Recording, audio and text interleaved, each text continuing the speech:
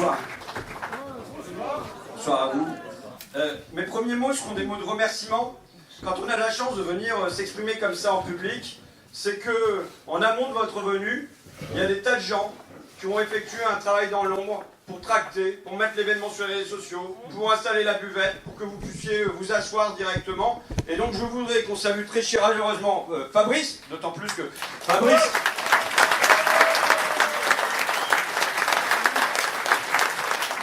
nous a organisé un match de foot. On est fiers quoi.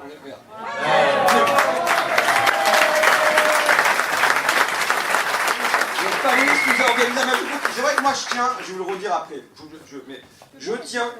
Non, je mets le papier là, je mets le papier au jaune. Ça y est, il faut mettre de l'ordre. Quand Fabrice, voilà, je voudrais remercier. Moi je tiens à ce qu'il y ait un match de foot parce que je veux que cette campagne se déroule dans la joie. Je pense qu'aujourd'hui, ils nous veulent abattus, ils nous veulent résignés, ils nous veulent déprimés. Et que chaque fois qu'on arrive à produire de la joie, et de la joie là, populaire en plus dans les campagnes, pour dire d'aller rechercher du vote populaire dans les campagnes, je pense que chaque fois qu'on fait ça, on gagne et on gagne par la joie. Donc je voudrais qu'on remercie Fabrice, Dominique, Anne-Sophie, Martine, Jules. Il est où Jules? C'est votre candidat, il faut venir ici Jules.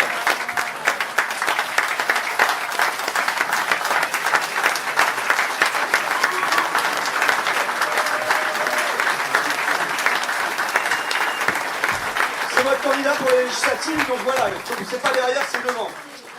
François Xavier, Julien, Jean-Pierre, Sébastien, Antoine, Pierre-André. Merci à vous tous. Alors, je me sens assez en confiance pour me servir de vous comme cobaye. Avec un truc assez expérimental. Avec un invité spécial. Pourquoi je souhaite qu'on ait un invité spécial ce soir? Parce que, il y a 5 ans, on a eu un candidat sans programme. Et aujourd'hui, on devrait avoir un président sans campagne. Parce qu'il y a l'Ukraine, et toute ma solidarité va bien sûr aux Ukrainiens, toute ma solidarité va aux Russes qui, avec courage, protestent contre cette guerre, et avec le désir que nous avons, que nous ayons la paix, la paix, la paix, la paix. Mais ce n'est pas une raison pour que cette campagne n'existe pas. Ce n'est pas une raison pour que tout se fasse dans un espèce de ça va de soi, avec le président dans son fauteuil, réélu dans un fauteuil, et qui s'organise des meetings, refuge, avec des personnes triées sur le volet, se présentant juste comme un juste milieu entre les extrêmes, alors qu'il représente, et on va le démontrer, un extrême, qui est l'extrême argent. Bravo.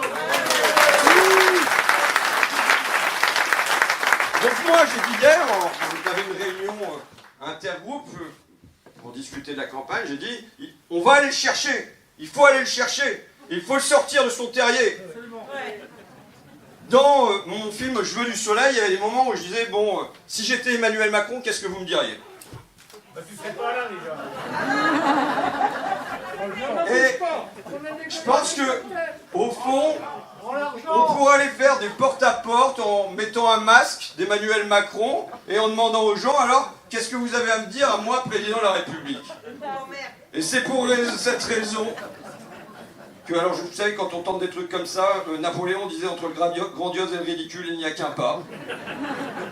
C'est pour cette raison que je vous demande ce soir d'accueillir Emmanuel Macron.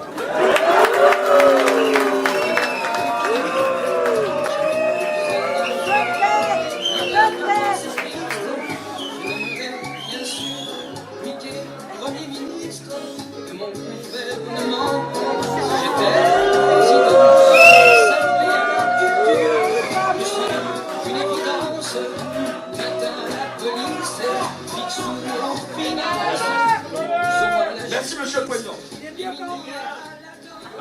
Vous pouvez le saluer quand même parce que j'ai recruté l'autre. Hein. C'est vous dire que notre durée de répétition pour ce meeting immersif est limitée. Mais je vous propose qu'on parte de manière pédagogique, je pense il a un programme. Il faut le démonter, ce programme. Et qu'on le démonte point par point. Est-ce que vous avez lu sa lettre aux Français? Non. Vous voyez, vous êtes mal poli. Il vous envoie une lettre, vous la lisez pas. Moi, je l'ai lu. Je l'ai lu avec attention pour savoir à quelle sauce nous allons être mangés pendant les 5 ans à venir. Et je vous propose que cette lettre, nous la relisions ensemble. Monsieur le Président. Française, est-ce que vous m'entendez? Oui. Parce qu'on n'a pas l'habitude de m'entendre. Française, Français, mes chers compatriotes, comme vous le savez, comme vient de l'énoncer François, je vous ai adressé une lettre. Et cette lettre, la voici.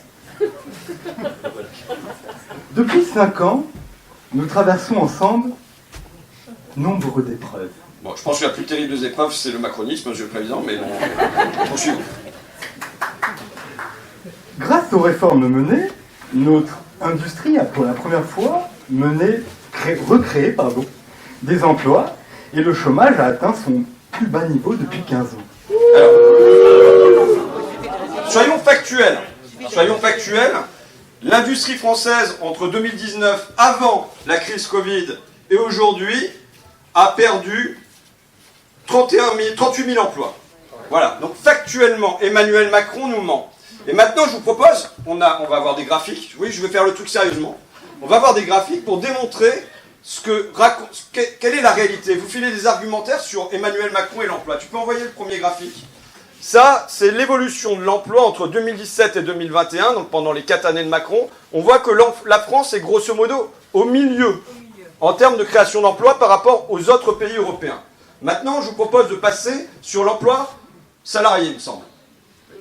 Sur l'emploi salarié, qu'est-ce qu'on constate? Qu'en vérité, la France est parmi les pays qui, entre 2017 et 2021, ont créé le moins d'emplois salariés. Maintenant, on peut passer à l'emploi non salarié. Qu'est-ce qu'on observe? C'est une explosion de l'emploi non salarié. Avec là, on est le 3e pays qui a créé le plus d'emplois. Ça veut dire quoi? Ça veut dire que pendant les 5 années de Macron, qu'est-ce qui s'est massivement développé? Et un autre graphique le montre. Romain, si je veux bien le mettre. Qu'est-ce qui se passe? Qu'est-ce qu'on voit là? On voit que le nombre d'entreprises hors micro-entrepreneurs, il stagne. Et qu'est-ce qu'on observe? On observe une explosion du nombre d'entreprises une fois qu'on compte les auto-entrepreneurs et les micro-entrepreneurs. Ça veut dire ce dont se vante Macron en matière d'emploi, je vous le fais de manière pédagogique pour vous filer des arguments, mais c'est en vérité une explosion de l'auto-entrepreneuriat dont le revenu moyen est de 590 €. Par exemple, Clémence parlait de nos mesures pour les jeunes. J'ai pondu un rapport, un RSA jeune, et dedans on interrogeait un certain nombre d'étudiants notamment, pas seulement, mais il y avait une étudiante qui expliquait comment elle avait été embauchée pour faire vendeuse chez Pimki, mais elle n'était même pas embauchée en intérim, on l'avait embauchée sous ce statut d'auto-entrepreneur chez Pimki. Voilà ce qui se développe. Et en fait, on a lancé un appel, nous, aux auto-entrepreneurs, et à peu près dans tous les secteurs, il y a une explosion de l'auto-entrepreneuriat. Ça veut dire quoi? Ça veut dire qu'au début des années 2000, quand il y avait eu une baisse du chômage sous Jospin, en vérité, c'était une explosion de l'intérim à l'époque. Et aujourd'hui, la baisse de chômage à laquelle on assiste, c'est une explosion de l'auto-entrepreneuriat. J'ajoute un autre point, qui est la bataille que mène Emmanuel Macron aujourd'hui contre la régulation de l'auto-entrepreneuriat. C'est-à-dire quoi? C'est-à-dire qu'il y a un certain nombre de lutteurs, dont notre camarade Leïla Chaibi, députée européenne, qui se bagarrent pour que les micro-entrepreneurs aient le droit au chômage, aient le droit à la retraite, aient le droit à la sécurité sociale. Et il faut voir que la Commission européenne et le Parlement européen se sont prononcés pour que, dans l'indécision, si jamais il n'y a pas de décision contraire, le statut qui va de soi pour les travailleurs soit un statut salarié. Et Emmanuel Macron est en train de se bagarrer contre ce progrès proposé par la Commission européenne et par le Parlement européen. Pourquoi? Parce qu'il est pote de Deliveroo, il est pote d'Uber et il est pote des plateformes. Et donc voilà, je voulais démonter votre mensonge, pour commencer, Monsieur le Président, sur l'emploi. Prenons le second très rapidement. Allez-y. Ah pardon, excusez-moi, monsieur Ruffin. Monsieur Ruffin, vous reconnaissez quand même que grâce au travail de tous, ici même présents, ici, nous avons pu investir massivement dans les hôpitaux. Monsieur Ruffin, je l'ai adressé aux Français dans ma lettre. Oui, oui, c'est dans sa lettre. Et je trouve que c'est tout à fait culotté, c'est-à-dire que les hôpitaux apparaissent non pas dans la partie programme, dans le projet, dont on va les remettre sur pied, mais dans la partie bilan, sur le mode c'est déjà fait. Grâce à votre travail, nous avons pu investir dans nos hôpitaux, c'est fait. Alors, nous, on a des copains, Robin et Damien notamment, qui font un truc qui s'appelle Allo Véran.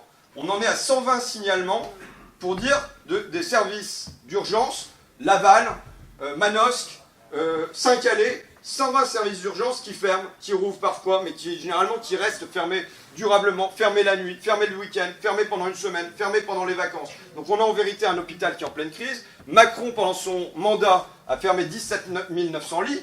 Et alors, le clou du spectacle, c'est quand même qu'en pleine année Covid, il a réussi à fermer 5700 lits. Alors, je dis 5700 parce qu'au départ, on avait dit 5200. Et j'ai eu le droit à un fact-checking, je pense, de France Info. Vous savez, moi, quand je vais pisser, j'ai le droit à un fact-checking. Donc, bon. Un fact-checking de France Info qui a dit non, en vérité, non, c'est Libé, je crois. Qui a dit non, c'est pas 5200, c'est 5700 lits. C'est-à-dire qu'en pleine année Covid, Emmanuel Macron, tout en faisant ses grands discours sur le grand plan d'investissement, sur il y aura un après pour l'hôpital, la reconnaissance de notre pays tout entier, etc., il arrive à fermer 5700 lits, à gratter 1 milliard d'euros sur les hôpitaux et à créer 0 poste de réanimateur en plus pendant cette année-là. Et là, ça apparaît dans sa lettre, non pas dans la partie projet, voilà comment on va remettre sur pied l'hôpital public, mais dans la partie bilan, c'est-à-dire c'est déjà fait, il n'y a plus rien à faire.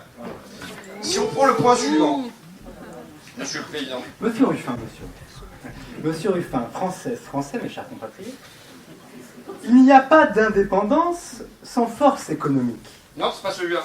Oh, pardon. Ah, parce que j'ai inversé la lettre, j'ai modifié la lettre de Macron, j'ai inversé. Donc, en ce moment, je pense que vous vous en rendez compte, j'ai beaucoup de travail.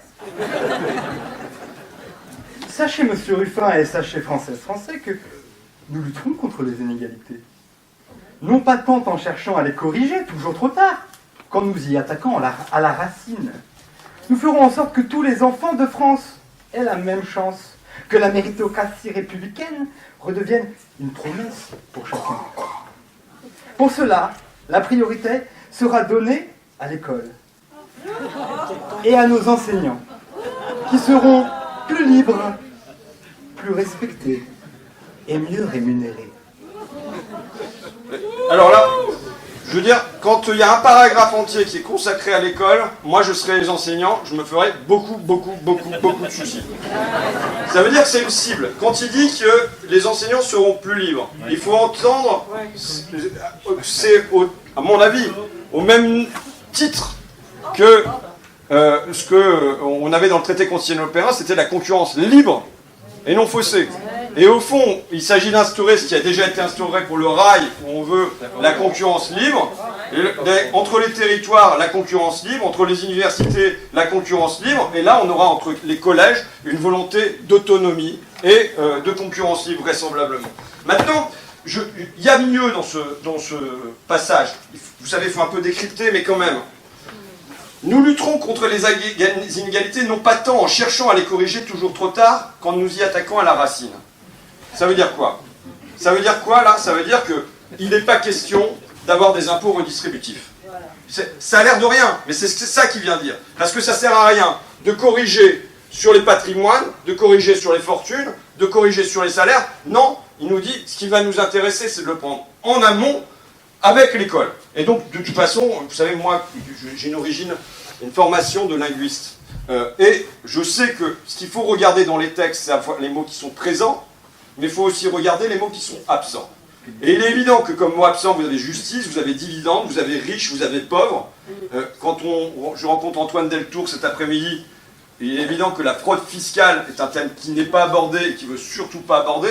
Quand il traite de la hausse du gasoil, par exemple, Clémence disait blocage des prix, moi je dis blocage des prix, blocage des dividendes, 15 milliards d'euros de dividendes pour Total, pour lui ça n'existe pas. Vous voyez? Donc ça, c'est de toute façon un certain nombre de thèmes. Et donc, Là, il faut voir aussi le détour qui poursuit ensuite quand il dit « Nous ferons de sorte que tous les enfants de France aient les mêmes chances ». Je veux dire, même si c'était un candidat extrême gauche, qui veut dire que tous les enfants de France auront les mêmes chances. Mais c'est pas possible. C'est pas possible de corriger par l'école ce qui est donné dans des familles et ce qui n'est pas donné dans d'autres, à la fois sur le plan économique et sur le plan culturel. On peut dire qu'on va faire des efforts pour aller dans ce sens, on ne peut pas dire qu'il y aura la même chance. Mais il faut comprendre pourquoi il dit ça. Que la méritocratie républicaine redevienne une promesse elle peut l'être pour chacun. Ça veut dire quoi? On touche là à un fondement du macronisme, et au fond un fondement de la classe dominante.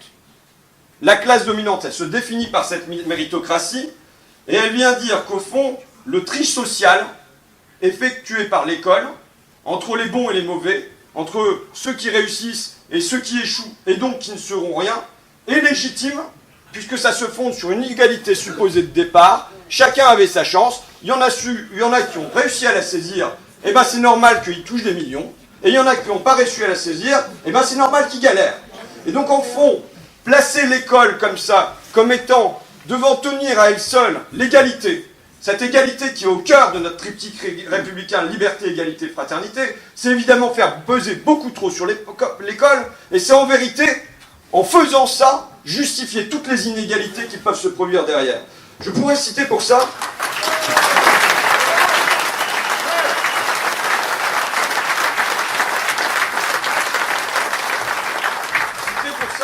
un sociologue de l'éducation dont j'ai apprécié le travail, il est plutôt SOSDEM, François Dubé. L'égalité des chances vise à produire des inégalités tenues pour justes et incontestables, car découlant d'une compétition équitable. Les vainqueurs de la compétition scolaire, et en gros, si vous regardez ceux qui peuplent les médias, ceux qui peuplent les dirigeants économiques, ceux qui peuplent des dirigeants politiques, ce sont des vainqueurs de la compétition scolaire. Les vainqueurs de la compétition scolaire ont du mal à remettre en cause leur confiance en l'éducation, précisément parce qu'ils lui doivent leur position sociale avantageuse et leur prestige. Ils sont bien placés pour savoir que les bons diplômes payent, et ils sont sans doute intimement convaincus qu'ils sont de toute évidence plus cultivés, plus tolérants, plus modernes, voire plus intelligents, en tout cas plus méritants que ceux qui n'ont pas suivi de longues études. À l'inclusion gratifiante des uns répond l'exclusion humiliante des autres. On sait par exemple que si un niveau élevé d'éducation conforte l'estime de soi, celle-ci s'effondre en cas d'échec scolaire. Et je pense qu'il y a une question à poser qui n'est pas seulement comment on permet à chacun d'avoir une chance d'accéder aux plus longues études et à l'élite, mais aussi comment on fait en sorte que chacun puisse s'épanouir dans son existence, quel que soit son parcours scolaire. Et c'est la question qui est refusée d'être posée ici, évidemment, par Emmanuel Macron. Alors Dubé, il a un raisonnement, puisque j'ai dit qu'on avait fait un match de foot avant. Il dit, auparavant, l'éducation, finalement, c'était une forme de championnat. Il y avait ceux qui jouaient en première division, et donc ils étaient entre eux, c'était la bourgeoisie, qui avait accès à des études longues, du lycée, tout ça. Et puis, il y avait la deuxième division, c'était les prolétaires, et il n'y avait que quelques-uns qui, de temps en temps, parvenaient à passer dans la division supérieure. Et donc, il dit, c'était vécu comme une grande injustice, mais c'était vécu comme une injustice collective, comme une injustice de classe. Et il dit, la transformation, c'est qu'aujourd'hui, on est passé du modèle du championnat au modèle de la coupe. Puisque ce soir, il y a Real Madrid, PSG. Bon. Eh oui, il faut louper, des fois, il faut faire des sacrifices. On a perdu 50 personnes. 1-0, but de Mbappé. D'accord. Ah ouais. Mbappé, c'est mon ami. Je le connais bien. Heureusement. Il y a des échanges. Merci pour lui, merci pour lui. Et donc, il dit, François Dubé, il dit maintenant on est passé au modèle de la coupe, et finalement à Roland-Garros, c'est comme s'il y avait des éliminations successives. Ceux qui parviennent en 6e à temps, ceux qui vont dans les sections techniques, ceux qui vont... Vous voyez, et donc on fonctionne par élimination successive à tous les stades, comme dans une coupe. Il y a ceux qui passent le premier tour, le deuxième tour, et il dit à la fin, bon c'était du temps de... À la fin on se retrouve toujours avec une finale Nadal-Federer. Sauf que les éliminations successives sont vécues non pas comme étant de l'ordre de l'injustice de classe, mais comme étant de l'ordre de l'échec personnel. Et donc ça transforme quelque chose dans l'ordre du ressentiment. Et je pense que, voilà, on ne doit pas se suffire de faire porter à l'école cette exigence méritocratique, mais il faut qu'on ait la question de l'égalité tout court. la question de l'égalité tout court, on ne doit pas la lâcher au profit de la seule question de l'égalité des chances, c'est-à-dire l'égalité des chances d'accéder à la classe supérieure.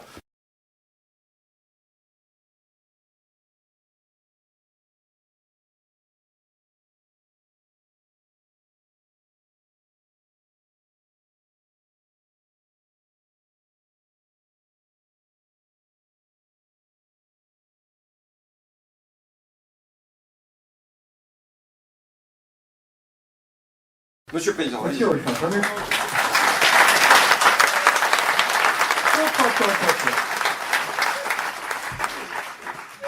Permettez-moi de vous dire que tout cela n'est que de la poudre de perlimpinpin. attention, ça va être long. Là, on part dans le tunnel. Écoutez-moi, il n'y a pas d'indépendance sans force économique. Il nous faudra donc travailler plus et poursuivre la baisse des impôts pesant sur le travail et la production. Pour ne pas nous laisser imposer par d'autres les technologies qui rythmeront demain notre quotidien. Il nous faudra aussi continuer d'investir dans notre innovation et notre recherche afin de placer la France en tête dans les secteurs qui, comme les énergies renouvelables, le nucléaire, les batteries, l'agriculture, le numérique ou le spatial, feront le futur et nous permettront de devenir une grande nation écologique. Permettez-moi de tourner la page. C'est à la condition de cette reconquête productive que le travail que nous pourrons préserver. Non, pardon, excusez-moi, je vous l'ai dit, je suis fatigué. C'est à la condition de cette reconquête productive par le travail que nous pourrons préserver et même améliorer ce modèle social auquel nous tenons tant et qui a fait ses preuves. N'est-ce pas qu'il a fait ses preuves, monsieur Ruffin, ce modèle Ça, il fait ses social? preuves tous les jours. Ces 5 dernières années, n'est-ce pas? Il fait ses preuves en matière, et je vais en parler, d'échec social et en matière de naufrage écologique. On a là affaire à un gloubi-boulga du langage dominant qui veut nous noyer dans ça. Et je vous propose quand même d'essayer de démêler ces fils, parce que c'est les fils dans lesquels il veut nous emberlificoter et nous mener à continuer avec lui. Il y a dans ce qu'il raconte une part qui est classique. La part classique, c'est travailler plus. Alors, Sarkozy, il nous promettait encore travailler plus pour gagner plus. Avec Macron, vous allez travailler plus tout court. Il n'y a aucune contrepartie. De toute façon, il nous l'annonce, vous allez souffrir. Vous voyez? C'est une vision enthousiasmante de l'avenir. Je suis d'accord avec ça. On a, deuxième partie, baisser les impôts, et à nouveau, c'est classique. Ça fait 40 ans que ces impôts-là, on les baisse. Alors il a fait la flat tax, il a fait la baisse de l'impôt sur les sociétés, mais il faut se souvenir, il l'a baissé de 33 à 25% par exemple. Il faut se souvenir que dans les années 80, l'impôt sur les sociétés était à 50%. Donc on gratte, on gratte, on gratte, on gratte. Il a fait bien sûr la suppression de l'impôt de solidarité sur la fortune. Bon, il fait tout ça et à qui ça profite? Alors ça profite, on le rappelle, mais tiens, on a un graphique là-dessus normalement. Vous avez le patrimoine des milliardaires français, des 500 fortunes françaises. En fait, ça c'est le patrimoine des 500 fortunes françaises. En 1996, ça représentait 6% du PIB. Quand Macron est arrivé, c'était à 25%. Au bout d'un an de Macron, en fait, on était passé à 30%. Et aujourd'hui, on est à 43%. Donc, une explosion des 500 fortunes. Mais il faut voir que ça, c'est la mondialisation qui produit ça. C'est-à-dire, la mondialisation, elle produit une tension au debout. C'est quoi? Ça veut dire quoi? Ça veut dire que l'ouvrier, on va lui dire de regarder plus bas et vers l'est. Bon, chez moi, il y a Dunlop. Tous les mois, ils ont un compte-rendu qui leur dit, regardez l'usine estonienne, ils produisent le pneu à tel tarif, vous n'êtes pas compétitif. Et donc, on leur demande de regarder en bas. En revanche, le patron de Total, quand on va lui demander, mais pourquoi vous gagnez tant? Il va dire, mais regardez le patron d'Exxon, donc il regarde à l'ouest et en haut. Et donc, ça produit, c'est un théorème, si je veux faire sérieux, qui s'appelle le théorème de Schlecker-Holin, qui dit qu'à l'ouverture des économies répond une inégalisation interne. À l'intérieur de la société, il y a une inégalisation qui se produit. Donc ça, c'est le choc de la mondialisation qui produit ça depuis 40 ans. Et il faut voir que normalement, que doit faire la fiscalité? La fiscalité doit contribuer à rétablir les plateaux de la balance. Et on a avec Macron une fiscalité contre-reproductive. Tu l'as le graphique? Voilà. Vous avez, alors là, c'est quoi? Ça veut dire quoi? Dans les premiers centiles, tout au fond là, à gauche, vous avez moins 35 euros. Ça veut dire que les plus pauvres, avec les mesures fiscales de Macron, simplement avec ces mesures fiscales, ont perdu 35 euros. Vous prenez les 1% les plus riches, qui sont tout au bout à droite, avec les mesures fiscales, ils ont gagné 3 500 euros. Ils ont gagné beaucoup plus pendant le mandat de Macron, mais avec la mondialisation que je vous ai parlé, avec l'explosion des actions, mais avec les mesures fiscales de Macron, ils ont gagné 3 500 euros. Et c'est la même chose qui se passe sur le terrain des entreprises. Sur le terrain des entreprises, la baisse des impôts productifs, la baisse de l'impôt sur les sociétés, elle a bénéficié aux 2 tiers aux entreprises qui ont de plus de 250 salariés. Il y a 280 entreprises qui ont raflé un quart des milliards qui ont été distribués sur ce terrain-là. Donc ce qui se passe sur le terrain des individus se reproduit à peu près de la même manière sur le terrain des entreprises. Ça, je dirais, c'est vraiment le volet classique. Ça fait 40 ans, et au fond, le Parti Socialiste, quand il a été au pouvoir, depuis 1983, pour moi, le point de bascule, la gauche bascule à droite à partir de 1983, nous ouvrons une parenthèse libérale. La difficulté qu'on a, c'est que cette parenthèse n'est toujours pas refermée, et l'un des enjeux de cette élection est évidemment de fermer cette parenthèse libérale. Mais depuis 1983, de toute façon, en gros, sur les impôts, il y a cette politique qui est menée. Ça, et donc, il y a un truc qui est de dire, c'est pas, maintenant ils n'osent plus dire le mot croissance. Vous voyez, le mot croissance, c'est un mot cramé un peu. Et donc, il dit quoi? Il dit reconquête productive. Mais reconquête productive, ça veut dire croissance. Il est dans la reconquête aussi, lui. Oui, mais donc, reconquête comme Zemmour. Et, au fond, il dit, on pourra assurer le modèle social si jamais on produit plus. Il va falloir produire plus pour pouvoir maintenir notre modèle social. En 1973, il y a un intellectuel à l'époque, et c'est Jacques Attali,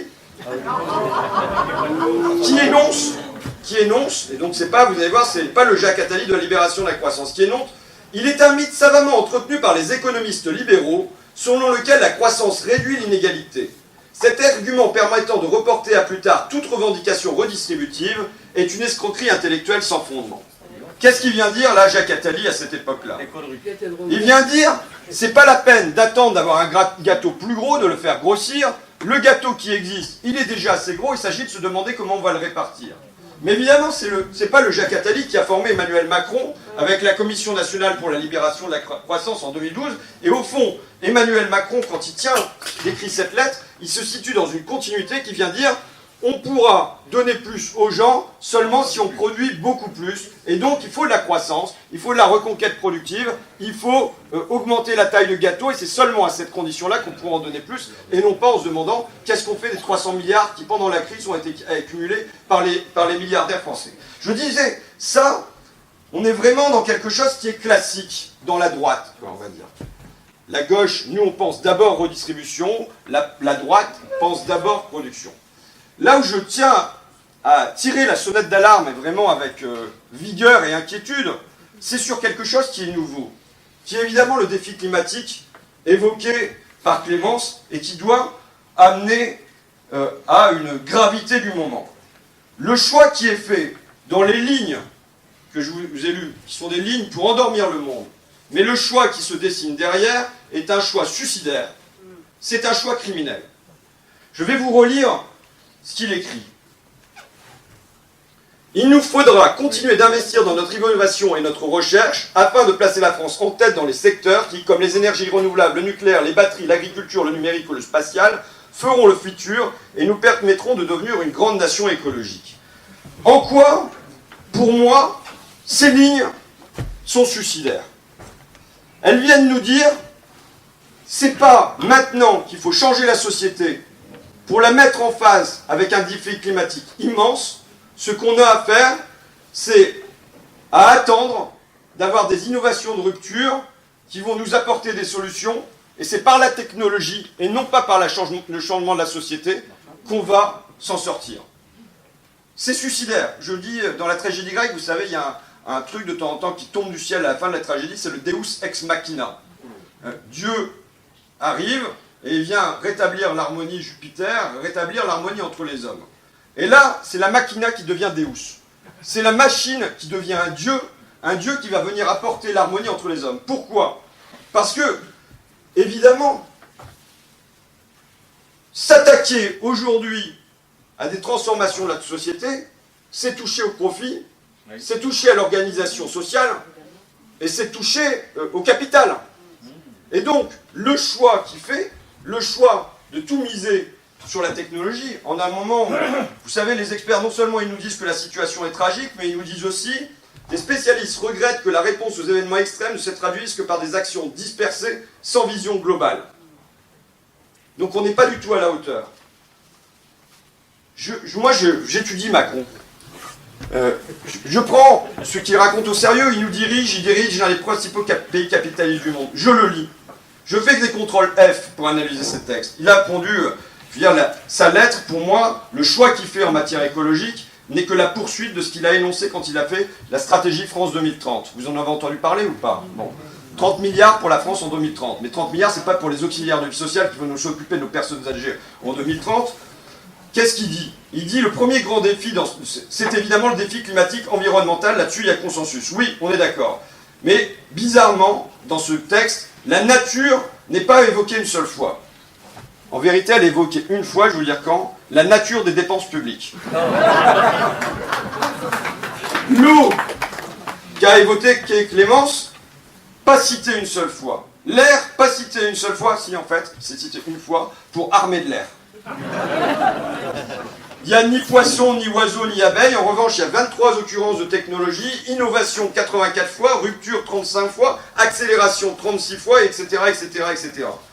C'est-à-dire qu'il l'énonce, nous vivons une extraordinaire accélération du monde, de l'innovation et des ruptures, et c'est par là que va être résolue la crise climatique, par de l'innovation de rupture, par des technologies de rupture, par des innovations de rupture en santé, par des innovations de rupture pour connaître les grands fonds marins, pour des innovations de rupture pour mieux gérer nos déchets nucléaires. Par exemple, quand il est question de l'agriculture, il ne s'agit pas comment on va retrouver une agriculture de proximité, avec moins de consommation d'entrants, non, il s'agit de se demander comment on va mettre de la robotique, du numérique et de la génétique. Voilà l'horizon qu'il dessine pour nous. Et pour moi, ce pari est un pari extrêmement incertain, de penser qu'il va y avoir des technologies miraculeuses qui vont advenir et qui vont nous permettre de résoudre un problème qui est déjà tragique, mais qui va rendre l'avenir horrible, vraisemblablement, pour nos enfants. On est quasiment dans l'ordre du miracle chrétien. On attend le Messie. Mais le Messie, là, il va prendre la forme d'un iPhone, quoi. Voilà, je disais, avant on avait en attendant Godot, maintenant c'est en attendant la techno. Le petit Robert, sur la société de consommation, il a défini comme ceci. Type de société où le système économique pousse à consommer et suscite des besoins dans les secteurs qui lui sont profitables. Le petit Larousse. Société d'un pays industriel avancé où l'économie, pour fonctionner, s'efforce de créer sans cesse de nouveaux besoins et où les jouissances de la consommation sont érigées en impératifs au détriment de toute exigence humaine d'un autre ordre. Évidemment, de où nous souhaitons sortir? Nous souhaitons sortir de cette société de production et de cette société de consommation à tout crin. Il ne s'agit pas de dire qu'on ne va plus se vêtir, manger, avoir des loisirs et ainsi de suite. Mais que ça ne soit pas posé comme étant l'objectif permanent de la société. C'est-à-dire passer par des transformations sociales. Vous voyez par exemple, j'ai fort étudié le dossier de la 5G. Quand ils ont lancé la 5G, ils ont nous fait des promesses. Cédric O, qui a décidé de quitter la politique là, pour rentrer à nouveau dans le business, secrétaire d'État au numérique. Il faut être très clair, la 5G c'est plus de débit, mais moins de consommation énergétique. Cédric O toujours, il n'y aura pas de transition environnementale sans transition numérique. Donc c'était pour l'environnement qu'on faisait numérique, sur la 5G. Le guide sur la 5G, son lancement ne rendra pas incompatibles les téléphones des anciennes générations et ne va pas contraindre à s'équiper d'un nouveau téléphone. On a un début de bilan de la 5G. On peut voir ce que ça donne. Qu'est-ce que ça donne? Les ventes dans les Échos, journal de Bernard Arnault, bon. Les ventes de smartphones explosent grâce à la 5G. Le marché des smartphones a connu un trimestre sensationnel. La hausse de 35% des ventes d'appareils. On a la 5G fait alors ça c'est pour les appareils, mais c'est pareil pour le réseau. La 5G fait exploser la consommation de data mobile dans le monde. En un an, l'utilisation du réseau a augmenté de 46%. Le monde, malgré les efforts d'une partie du secteur et des consommateurs, les émissions de CO2 liées au téléphone continuent d'augmenter, un problème de fond aggravé par le déploiement de la 5G. On a là la démonstration par cet outil, qui est la 5G, que l'innovation technologique, pour l'instant, ne nous fait pas contourner le mur, mais nous fait rentrer plus vite dans le mur. Et voilà pourquoi je pense que les lignes qui paraissent anodines, qui n'ont pas été commentées d'Emmanuel Macron dans sa lettre, sont en vérité suicidaires et criminelles. Parce que, en prétendant construire une nation écologique, c'est le moment où il nous fait foncer dans le ravin encore plus vite.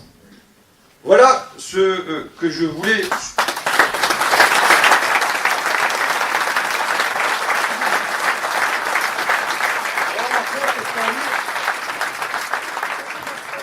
Je pense qu'aujourd'hui, les gens ne veulent pas de ça.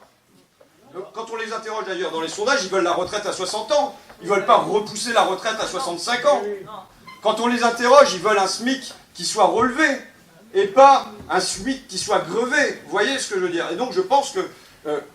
voilà. Monsieur le Président, est-ce que vous voulez conclure? Nous ne fréquentons pas les mêmes milieux, monsieur Ruffin. C'est sûr. En tout cas, merci pour la tenue de ces échanges républicains. J'espère, comme la majorité des personnes dans cette salle ici, que vous avez pu lire ma lettre. Et je la conclurai de cette manière. Je vous ai fait de la pub quand même, Monsieur le Président, vous ne pouvez pas lire. Hein. Mais écoutez, vous avez raison, car voilà mon projet, voilà notre projet. Je suis avec vous, pour vous. Vive la République, vive la France.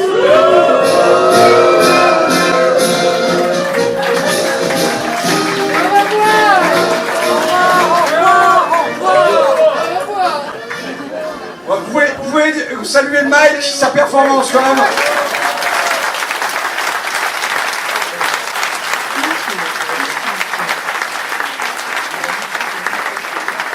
Sa performance exprès pour Épinal. Pour conclure, on a un enjeu et moi j'ai voulu venir à Épinal pour ne pas aller que dans les grandes métropoles, mais de penser qu'il y a un enjeu à aller reconquérir une gauche populaire, une gauche des campagnes. Vous savez, on a affronté un double divorce. La mondialisation a tracé comme un fil à coups de paper entre les vainqueurs et les vaincus. Et on a, sur le plan éducatif, ce que je disais tout à l'heure, on a un enjeu, c'est de, à nouveau, faire exister ensemble dans la gauche, à la fois la classe intermédiaire et les classes populaires. Des classes populaires qu'on a largement perdues, au profit de l'abstention, de la résignation, de l'indifférence, de la désespérance. Et à l'intérieur des classes populaires, on a un enjeu, c'est d'aller chercher les classes populaires des quartiers, mais aussi d'aller chercher les classes populaires des campagnes. Je pense qu'on ne peut gagner que si on parvient à reconstituer ce bloc historique qui fait qu'on vient résoudre ces deux divorces. Et moi, j'ai la conviction, sinon je ne serais pas là, qu'aujourd'hui, le sursaut, vous savez, vous avez 4 programmes, c'est les mêmes. Sur le plan économique et social, au moins. Sur le plan économique et social, sur les impôts, sur le travail, sur les jeunes, sur tout ça, vous prenez Macron, vous prenez Zemmour, vous prenez Le Pen, vous prenez Pécresse, ce sont des feuilles de papier à cigarette qu'il y a entre eux. Et je crois qu'il y a une vraie alternative. La vraie alternative aujourd'hui, elle est entre Macron et Mélenchon. C'est programme contre programme. C'est projet contre projet. On sait qu'on a une chance d'arriver au deuxième tour.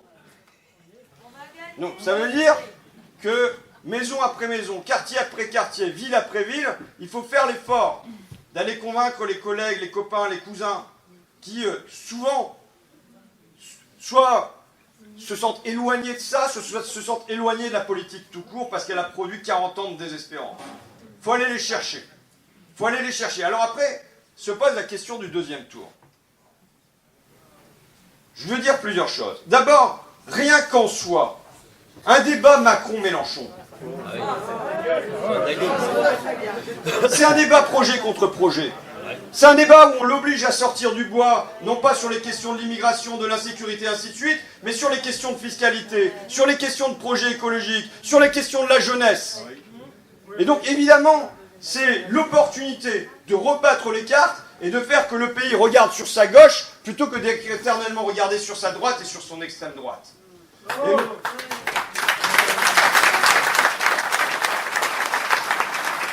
Et moi, vous savez, dans mon élection, entre les deux tours, j'étais perdu. J'avais 10 points de retard sur le candidat En Marche. C'était cuit. Et j'ai vu dans l'entre-deux tours des gens qui ont surgi de nulle part et qui se sont dit « Ah bon, cette fois-ci, on a une chance de gagner ». et qui sont revenus aux urnes parce qu'ils se sont dit que cette fois-ci on a une chance de gagner. Et donc, qu'est-ce qui peut se passer? Qu'est-ce que ça peut libérer comme énergie dans le pays? La présence d'un Mélenchon au deuxième tour, on l'ignore. Il y a un point d'interrogation là, mais il me semble que ce point d'interrogation là, il doit être tenté et tenté pleinement. Roosevelt, au moment de la grande crise, disait « il faut essayer quelque chose ». Le pays ne nous en voudra pas d'avoir essayé, mais nous en voudra de ne pas avoir essayé. Nous devons essayer, essayer, essayer encore. Je vous remercie.